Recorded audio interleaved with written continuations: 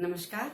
मैं प्रथम वर्ष कला हिंदी साहित्य के प्रथम प्रश्न पत्र में आपको द्वितीय अध्याय कबीरदास के पदों का अध्ययन करवा रही हूँ और आज हम इस अध्याय के अंतिम चरण में आ गए हैं। मैं आप पृष्ठ संख्या 48 पर देखिए, पद नंबर 9, 10 और 11 की आज प्रसंग व्याख्या करवाऊंगी। संतों देखत जग बौराना, सांच कहो तो मारन धावे, झूठे जग पतियाना। नेमी देखा धर्मी देखा, प्रात करे स्नाना। आतम मार पखाने पूजे, उनमें कछु नहीं ज्ञाना। बहुतक देखा पीर ओलिया, पढ़े किताब पुराना। के मुरीद तदबीर बतावे, उनमें उहे जो ज्ञाना। आसन मारी डिम्भ भरी बैठे, मन में बहुत गुमाना। पीतर पाथर पूजन लागे, तीरथ गर्भ भुलाना। टोपी पहिरे माला पहिरे, छाप तिलक अनुमाना। साखी शब्दई गावत भूले, आत्म खबर न जाना। यहाँ पर भाई आडंबरों का खंडन कर रहे हैं कबीर और संत को संबोधित करते हुए कह रहे हैं कि हे संतों, हे सज्जनों, मुझे तो ये सारा संसार ही पागल दिखाई देता है। ऐसा लगता है जाने सारे संसार के लोग भ्रमित हो गए हैं, भ्रम में पड़ गए हैं। संतों देखत जग बौराना, ये सारा संसार ऐसा लगता है माने पागल हो गया है, भ्रमित हो गया है। सांच कहो तो मारन धावे, अगर सच्ची बात मैं कहता हूँ तो सब मारने के लिए दौड़ते हैं। झूठे जग पतियाना, और झूठी बातों पर पतियाना यानी विश्वास कर लेते हैं। संसार के लोग झूठी बातों पर विश्वास करते हैं। नेमी देखा धर्मी देखा, पात करे स्नाना।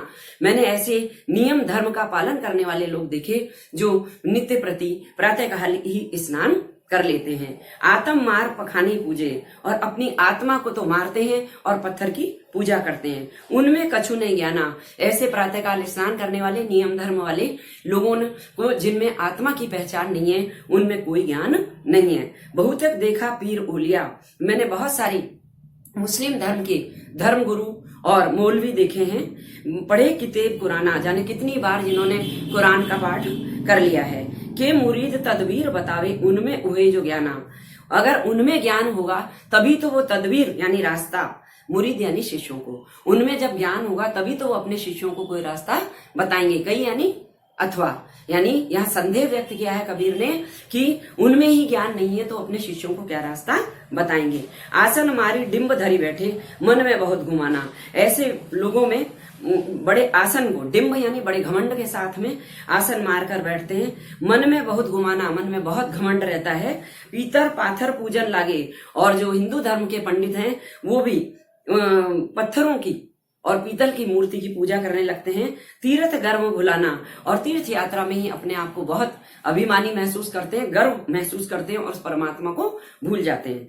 टोपी पहिरे माला पहरे, और ऐसे पंडित लोग टोपी लगाते हैं, माला पहनते हैं। छाप तिलक अनुमाना, और भगवान के प्रति अनुमान से ही तिलक छापा धारण करते हैं, यानी अनुमान से तिलक छापा, टोपी पहनते हैं, माला पहनते हैं, लेकिन भगवान का सच्चा ज्ञान उनको नहीं है। साखी शब्दई गावत भूले, और आत्म खबर न जाना, ऐसे लोगों को अपनी आत्मा की तो जानकारी नहीं है। खबर यानी जानकारी, अपने आत्म तत्व की जानकारी नहीं है।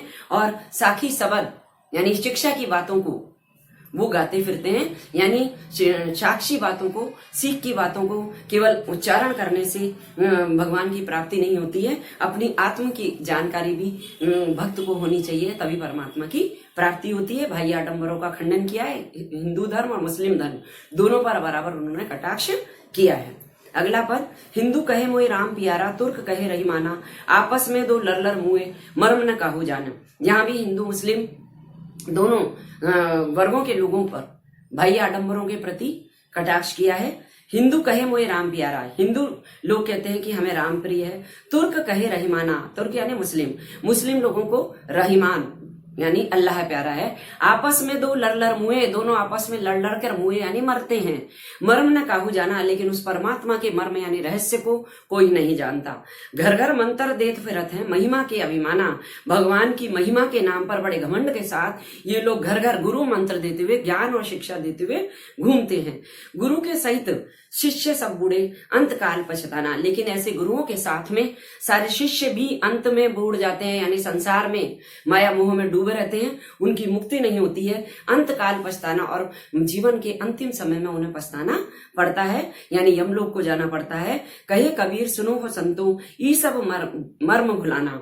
कबीर दास कहते हैं कि हे संतो सुनो, इन सभी लोगों ने तो धर्म के महत्व को, धर्म के रहस्य को और ही भुला दिया है, भगवान के महत्व को ही भुला दिया है। कहते कहो कहा नहीं माने, सहज ही सहज समाना। इनको कितनी बार कहा मैंने, लेकिन ये मेरा कहना नहीं मानते कि वो परमात्मा तो बहुत सहज है, बहुत सरल है और सहज सीधे भक्ति के रास्ते से ही वो उसको एकाकार किया जा सकता है। यानी आत्मा परमात्मा एक है और सच्चे मन से ही परमात्मा के साथ एकाकार हुआ जा सकता है। अगला पद है, हम तो एक एक कर जाना, दो ही कहे तिन्हीं को दोजख, जिन नाहिन पहचाना, एक ही पवन एक ही पानी, एक ही ज्योति समाना, एक खाक गढ़े सब भांडे, एक ही कोहरा साना। जैसे बाड़ी काष्ठ ही काटे, अगिन न काटे कोई, सब घटी अंतर तू ही व्यापे, धरे स्वरूप ही सोई। माया देखी के जगत भुलाना, काहे रे नर गरवाना, निर्भय भया कछु नहीं व्यापे, कहे कबीर दीवाना। कबीर दास कहते हैं कि मैंने तो उस परमात्मा को अपने साथ में एकाकार कर लिया है। यहाँ अद्वैतवाद की अवधारणा और रहस्यवाद है। हम तो एक एक करे जाना, मैंने तो उस परमात्मा को एक ही रूप में माना है। दो ही कहे तिनको दोजख, जो दो रूप में मानते हैं कि आत्मा परमात्मा अलग अलग है, उनको ही दोजख यानी नरक का दुख मिलता है। जिन नाहिन पहचाना, जिन्होंने उस परमात्मा को नहीं पहचाना उसे नरक की प्राप्ति होती है। एक ही पवन एक ही पानी, एक ही ज्योति समाना। जिस प्रकार संसार में एक ही हवा सब जगह व्याप्त है, एक ही प्रकार का पानी होता है, उसी प्रकार वो परम ब्रह्म की ज्योति भी सबके अंदर समाई हुई है। एक ही खाक गढ़े सब भांडे, जिस प्रकार एक कुम्हार एक ही मिट्टी से सब बर्तन बनाता है, एक ही कोहरा साना एक ही मिट्टी को गीला करके विभिन्न प्रकार के बर्तन बनाता है, वैसे ही उस परमात्मा में भी एक ही मिट्टी से सबको बनाया। कोहरा यानी गीली मिट्टी। जैसे बाड़ी काष्ठ ही काटे, अगन न काटे कोई। जैसे कि बढ़ई लकड़ी को तो काट देता है लेकिन उसके अंदर व्याप्त अग्नि को समाप्त नहीं कर सकता, वैसे ही वो परमात्मा सब मनुष्यों के अंदर निवास करता है। सब घटी अंतर तू ही व्यापे, धरे स्वरूपे सोई। उसी प्रकार हे भगवान तुम भी सभी के अंदर एक ही रूप में निवास करते हो, अलग अलग स्वरूप सबको दिया हुआ है। माया देखी के जगत भुलाना, काहे रे नर गरवाना। इस संसारिक माया मोह को देखकर लोभ में पड़कर हे मनुष्य तूने किस घमंड में गरवाना, किस घमंड में तू इस जगत में भ्रमित हो गया है, तूने भगवान को भुला दिया है। माया का देख के जगत भुलाना। इस संसार के लोग तो माया मोह में फंस करके परमात्मा को भूल गए हैं और बड़े घमंड में डूब गए हैं। निर्भय भया कहूं नहीं व्यापे, कहे कबीर दीवाना। लेकिन कबीर जो भक्त है, भक्त कबीर तो कहता है कि जो सच्चा भगवान का भक्त होता है वो तो निर्भय हो जाता है, उसे किसी प्रकार का सांसारिक भय व्याप्त नहीं होता है, उस पर कोई प्रभाव नहीं पड़ता है। सच्चा भक्त तो माया मोह से दूर होता है।